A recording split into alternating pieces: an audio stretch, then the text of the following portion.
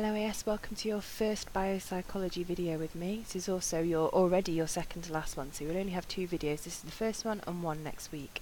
This week we're going to look at the divisions of the nervous system. So how is the nervous system broken down? The week after we're going to look at what the nervous system is made up of. This is made up of neurons. So divisions of the nervous system. The nervous system is made up of nerves, which are made up of neurons, which we're going to find out a lot more about next week, but you want to be making these kind of links with that. They pass the nervous system, the job of the nervous system is to pass messages to and from the brain, and it is made up of the central nervous system and the peripheral nervous system. So essentially the nervous system is all about taking information from the environment and taking it to our brains and taking the response of the brain to back out to our essentially to the environment. You could view it as, couldn't you? There.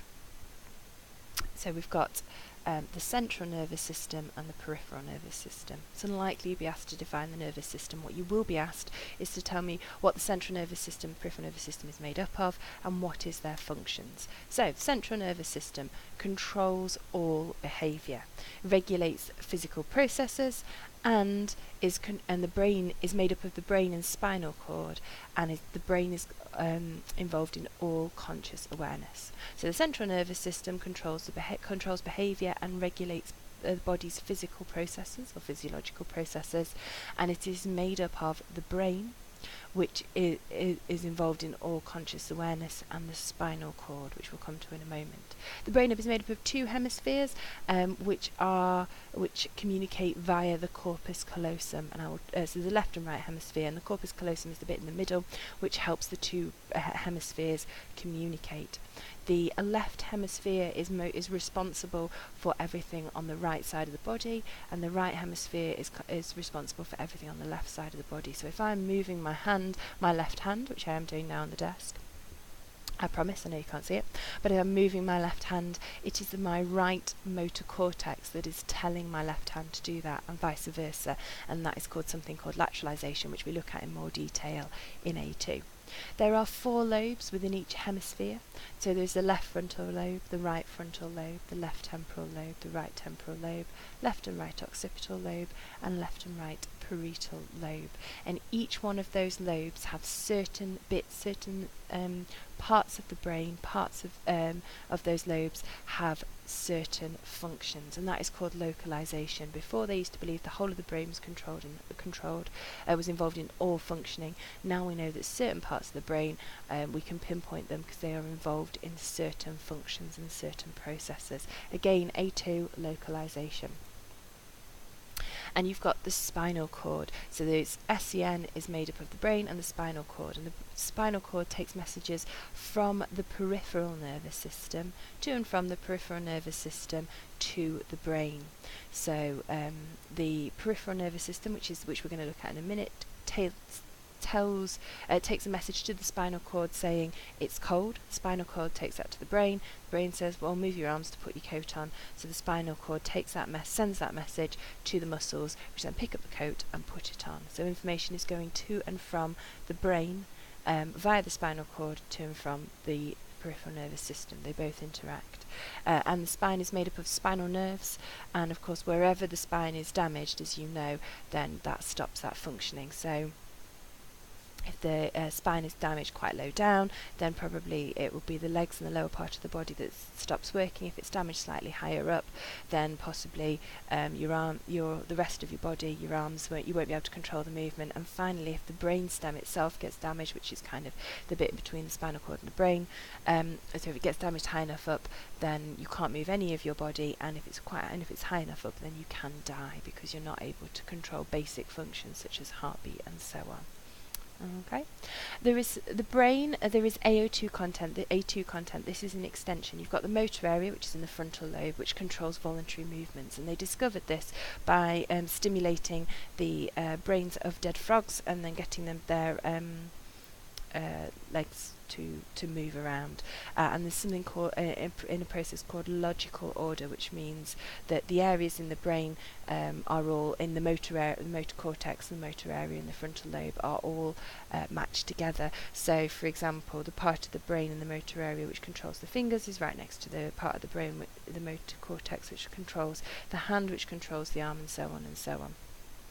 So they are logically ordered within the brain, and that links in with lateralization. So the motor cortex in the left hemisphere controls the right side of the body, and vice versa the other way around. So the hemispheres are controlled. Then there's the somatosensory area, which is in the parietal lobe, and that understands. I'm trying to think what the word is. Processes sensory information, mostly from the skin. And it's been shown to display something called plasticity, which is something that we look at in A2 again. So the ability for the brain, it's a bit like a muscle. If you use it, it grows, and if you don't use it, then it shrinks in certain areas.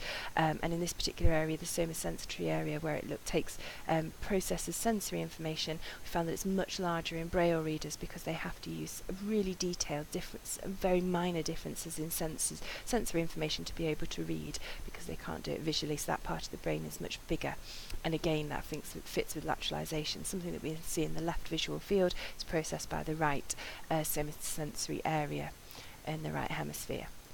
Sorry, going into visual there.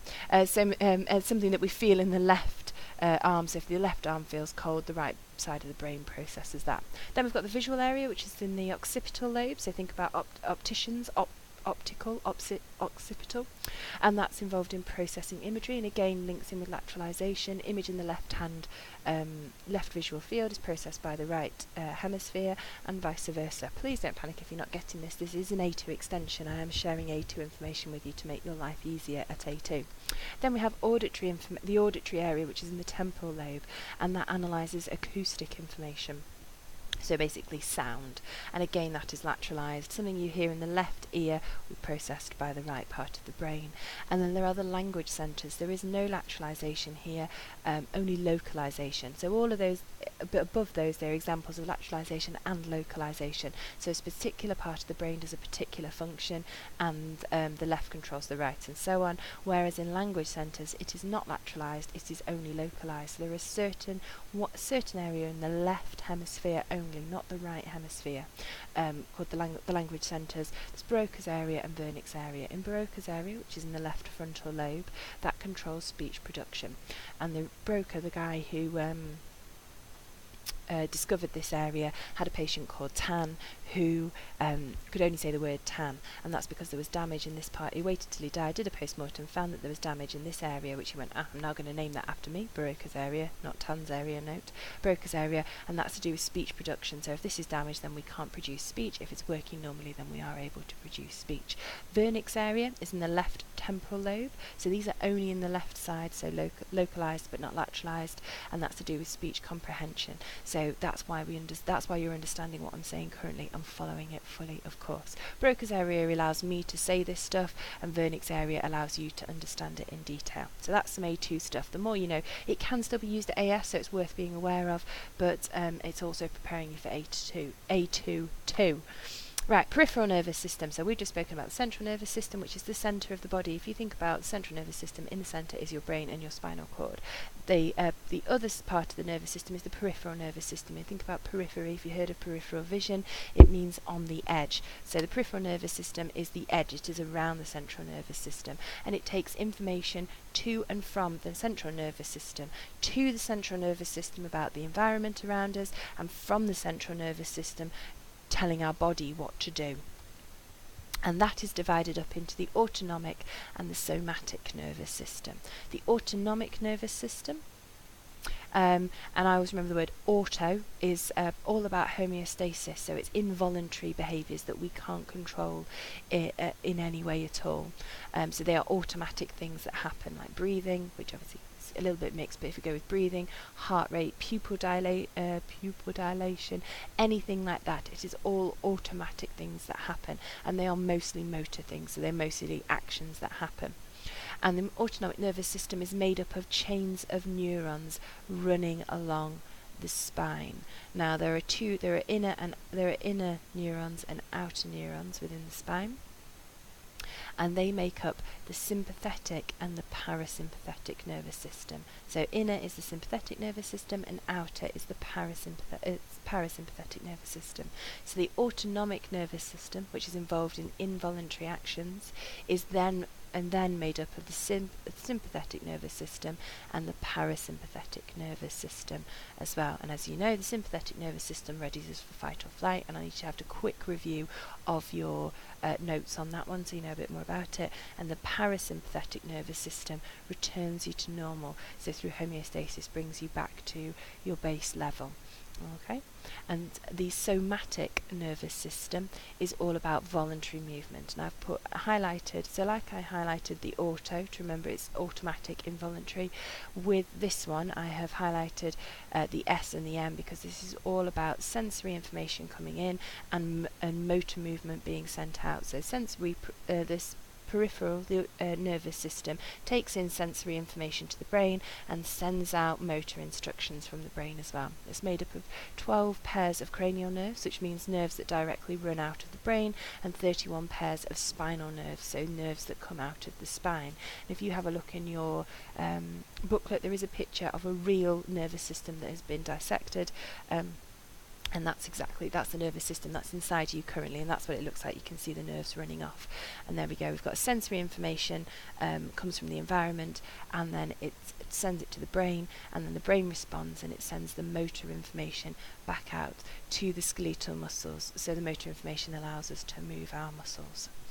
Okay, and then these are just some things that you can have a look at. Don't panic, there's absolutely loads of information on those. They might be useful for the class activity later on, but it's just to give you a bit of an idea how the sympathetic and the parasympathetic nervous system is already structured. Don't worry too much if you feel it's too complicated. And the same here, if you're a real biology buff, then you can have a look at these, and they will make sense when you look more at neurons. So this is what the kind of neurons that make up the somatic nervous system and the autonomic nervous system. And there's some stuff that we do talk about next week as well, but you don't have to make any notes on that. It's just if you particularly enjoy biology or if you want to extend your knowledge further. Okay.